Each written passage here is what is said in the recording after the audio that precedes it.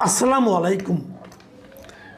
প্রিয় দর্শক, যুক্তরাষ্ট্রের সঙ্গে বাংলাদেশের বাণিজ্য চুক্তি নিয়ে যখন সকল মহলে কথা হচ্ছে, বিশেষজ্ঞ মহল বলেন অথবা শিক্ষাবিদ, অর্থনীতিবিদ, সাংবাদিক যারা এটা নিয়ে আলোচনা করছেন, সমালোচনা করছেন, তখন আমরা দেখছি যে এটা নিয়ে সরকার কোনো উচ্চবাচ্য করছে না, বিরোধী দল কোনো উচ্চবাচ্য করছে না, সবাই একদম চুপ হয়ে আছে।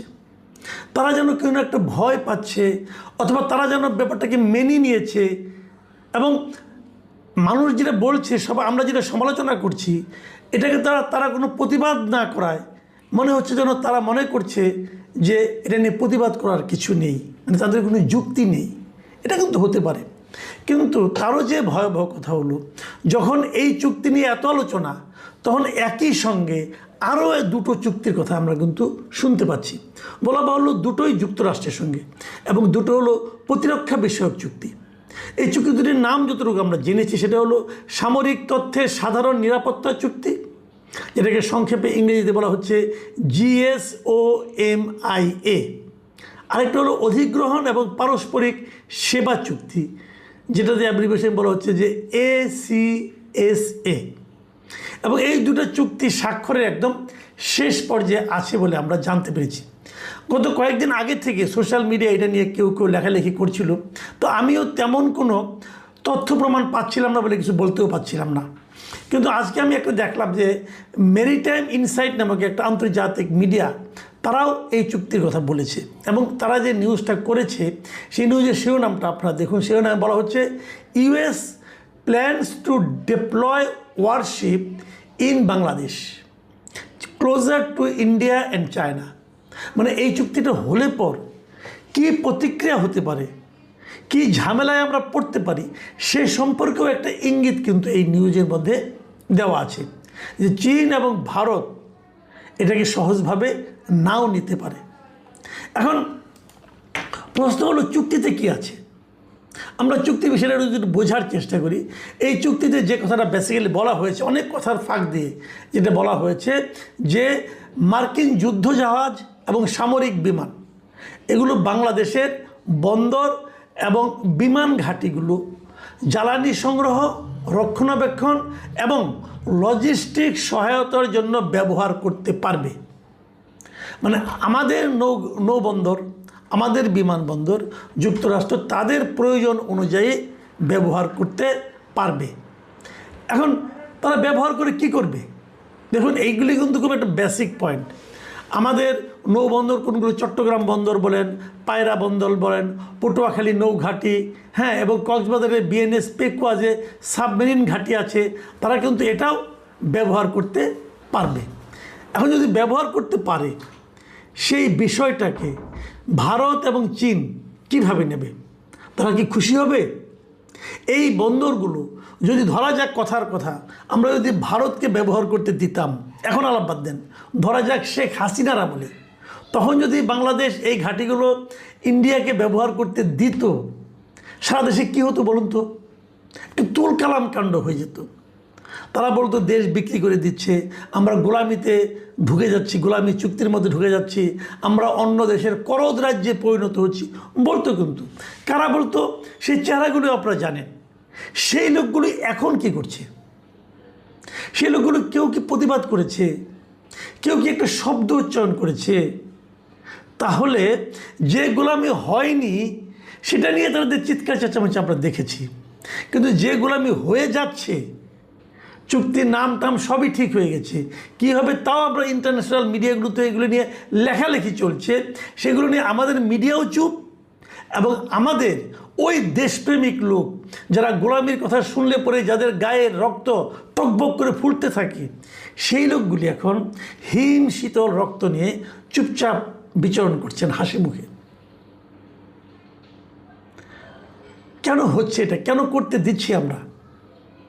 কেবল এটাই না, এরপরে কিন্তু অন্য অন্য সামরিক স্থাপনাও কিন্তু আমাদেরকে ব্যবহার করার জন্য দিতে হবে মার্কিন যুক্তরাষ্ট্রকে। আপনাদের মনে আছে কিছুদিন আগে অন্তর্বর্তীকালীন সময়, সরকারের সময় কক্সবাজারের এখানে মার্কিন সেনাবাহিনী তাদের মহড়া করার জন্য এসেছিল। তখন আমরা অনেকে প্রতিবাদ করেছিলাম যে এটা কেন করতে হচ্ছে। তখন সারা মানে ওই গভর্নমেন্ট নানাভাবে ব্যাখ্যা করেছিল যে এটাকে রুটিন ওয়ার্ক, হ্যান ওয়ার্ক, ত্যান ওয়ার্ক, নানা কিছু। আপনাদের এটাও মনে আছে, নিশ্চয়ই মনে থাকার কথা, যে বিগত স্বৈরাচারী শাসক যাকে আমরা বলি শেখ হাসিনা, তার আমলে শেখ হাসিনা কিন্তু বলেছিলেন যে যুক্তরাষ্ট্র তাদের নৌবাহিনীর ব্যবহারের জন্য, সামরিক বাহিনীকে ব্যবহার করতে দেওয়ার জন্য আমাদের সেন্ট মার্টিন দ্বীপ এবং তার আশেপাশের এলাকাগুলো ব্যবহার করতে চেয়েছিল এবং বলেছিল ওগুলো ব্যবহার করতে দিলে শেখ হাসিনার কোনো সমস্যা হবে না, শেখ হাসিনাকে তারা ক্ষমতায় টিকিয়ে রাখবে। এই সমস্ত কথা শেখ হাসিনা বলেছিল, আমরা বিশ্বাস করিনি। আমরা বলেছি শেখ হাসিনা এমনি আমাদের একটা জুজুর ভয় দেখাচ্ছে। কিন্তু এখন আমরা কি দেখছি, শেখ হাসিনা বলছিল এগুলো যদি আমি ব্যবহার করতে না দিই তাহলে আমাকে হয়তো সরে যেতে হতে পারে। এখন আমরা কি দেখছি, শেখ হাসিনাকে সরে যেতে হয়েছে, শেখ হাসিনা দেশ ছেড়ে চলে গেছে। এটার পেছনে অন্য কারণও আছে, আমি অবশ্যই বলবো। শেখ হাসিনার অপশাসন, শেখ হাসিনার গণতন্ত্র হরণ, মানুষের ভোটাধিকার হরণ, অবাধ লুটপাটে সায় দেওয়া, এরকম অনেক কিছুই আছে। অপরাধের কোনো শেষ নেই। কিন্তু তারপরও যখন এই কথাটা মিলে যায় তখন কিন্তু অনেকে বলবেন যে এই যুক্তরাষ্ট্রের একটা ভূমিকা আছে শেখ হাসিনাকে সরিয়ে দেওয়ার ক্ষেত্রে। আপনাদের মনে আছে কয়েকদিন আগে এই আমরা যেটাকে জুলাই আন্দোলন বলছি, সেই আন্দোলনের যিনি প্রধান ব্যক্তি যারা ছিলেন, তাদের যিনি গুরু হিসেবে পরিচিত ছিলেন মিস্টার ফরহাদ মাজহার, উনিও কিন্তু কয়েকদিন আগে বলেছেন যে উনি এখন বুঝতে পেরেছেন যে এই আন্দোলন অথবা শেখ হাসিনার পতন অথবা ক্ষমতার পরিবর্তন যাই বলি না কেন, এর পেছনে মার্কিন যুক্তরাষ্ট্রের একটা বড় ভূমিকা আছে। মার্কিন যুক্তরাষ্ট্রের ইন্টারেস্টটা কোথায়, সেগুলো আমরা ধীরে ধীরে টের পাচ্ছি। প্রথমে হলো বাণিজ্য চুক্তি এবং তারপরে এখন হচ্ছে এই প্রতিরক্ষা চুক্তিগুলো। তাহলে তো সেই একই কথা হলো, শেখ হাসিনাকে আমরা মানে দেশ থেকে তাড়িয়ে দিলাম, শেখ হাসিনাকে আমরা বললাম এগুলি করেছে, আমরা বললাম শেখ হাসিনা জুজুর ভয় দেখাচ্ছে, কিন্তু এখন দেখা যাচ্ছে সেগুলোই তো বাস্তবায়িত হচ্ছে। আচ্ছা, আমরা হাইপোথেটিক্যালি ধরি যদি এই ঘটনাগুলি ঘটে যায় আমাদের কি হবে? ভাবুন তো, যুক্তরাষ্ট্র এখানে কেন এই ঘাঁটিগুলি করতে যাচ্ছে, ঘাঁটি মানে তাদের অবস্থান নিতে যাচ্ছে কেন? কারণ কিন্তু একটাই, যে এই যে সামুদ্রিক অঞ্চলটা আছে, যে ভূরাজনৈতিক যে ব্যাপারটা আছে, এই সামুদ্রিক অঞ্চলে প্রভাবটা কার? ভারতের এবং চীনের।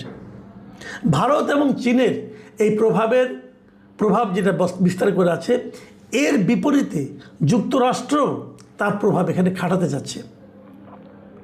তারা যদি সেখানে খাটাতে চায়, সেটাকে কি চীন এবং ভারত সহজভাবে নেবে? ভাবুন, আপনারা ভাবুন, দেবে? নেওয়ার কোনো কারণ আছে? চীনের সঙ্গে যুক্তরাষ্ট্রের কী সম্পর্ক, এটা তো আমরা কদিন আগেই দেখলাম। যুক্তরাষ্ট্র তার দলবল নিয়ে, ট্রাম্প তার দলবল নিয়ে, এলন মাস্ক সবাইকে নিয়ে, যত ব্যবসায়িক টাইকুন আছে সবাইকে নিয়ে চীনে এসেছিলেন, চীনের প্রেসিডেন্টের সঙ্গে দেখা করেছেন, আলোচনা করেছেন, তারপর বিফল মনোরথ হয়ে ফেরত গেছেন। তারা চীন থেকে কিছুই পাননি। চীন বুঝিয়ে দিয়েছে যে যুক্তরাষ্ট্রের সঙ্গে চোখে চোখ রেখে কথা বলার সামর্থ্য তারা অর্জন করেছে। এখন যদি আমাদের এই সমুদ্র অঞ্চলে যদি যুক্তরাষ্ট্র তার প্রভাব বিস্তার করতে আসে, যদি আমাদের বিমান ঘাঁটিগুলো তাদের সামরিক বিমান ব্যবহার করার সুযোগ পায়, যেটা চীনও পায় না এবং ইন্ডিয়াও পায় না, তো তারা কি এটা সহজভাবে নেবে? নেবে না। না নিলে কী হবে? যুক্তরাষ্ট্র এবং চীন মুখোমুখি হবে। কোথায় মুখোমুখি হবে? আমাদের সমুদ্র এলাকায় মুখোমুখি হবে। মানে আমরা হব চীন এবং যুক্তরাষ্ট্রের যে বিরোধ, সেই বিরোধের ক্ষেত্র। মানে আমরা আমাদের জমি দেব, যে তোমরা আমাদের জমিতে বসে যুদ্ধ করো। তখন সেই জমিটার কী অবস্থা হবে? তা আমরা কেন দুইটা পরাশক্তির যুদ্ধের মাঝখানে নিজেদেরকে স্যান্ডউইচ বানানোর জন্য এত আগ্রহ দেখাচ্ছি? এটা কি আমাদের স্বার্থে নাকি যুক্তরাষ্ট্রের স্বার্থে? আমাদের সরকারের মধ্যে কি কেউ আছেন যারা যুক্তরাষ্ট্রের স্বার্থ রক্ষার জন্য উদ্গ্রীব হয়ে আছেন? তারা কারা? তাদেরকে আমরা চিনি, আপনি চিনেন, আমার তো মনে হয় সবাই চিনে। সেই জায়গাতে আমরা বেরোবো কীভাবে? এবং সবচেয়ে দুর্ভাগ্য যে কথাটা, এটা আমি বারবার বলে আসছি, যে এই ঘটনা ঘটাচ্ছে, হয়তো এমন হতে পারে আমাদের সরকার একটা চাপের মধ্যে আছে, আমাদের সরকার ভয় পাচ্ছে, কিন্তু আমাদের সরকারকে সে ভয় থেকে বের হওয়ার জন্য আমাদের বিরোধী দল বলেন, তারা কি করছে? তারা কি কোনো ভূমিকা রাখছে? তারা যদি জনগণকে সঙ্গে নিয়ে এই বিষয়গুলো প্রতিবাদ করত, তাহলে হয়তো আমাদের সরকার বলার সুযোগ পেত যে আমার দেশের জনগণ এগুলো চায় না, কাজে এইটা আমরা করব না। কিন্তু সেই সুযোগটা কি সরকার পাচ্ছে অথবা নিচ্ছে? সরকার নিজেও বলতে পারতো যে আমার দেশের জনগণ এগুলো চায় না, সরকার জনগণের কাছে পুরো বিষয়টা ওপেন করে দিতে পারতো, কিন্তু সেগুলো কোনো কিছুই আমরা দেখতে পাচ্ছি না। আমরা বুঝতে পারছি না দেশ আসলে কোন দিকে যাচ্ছে, দেশ আসলে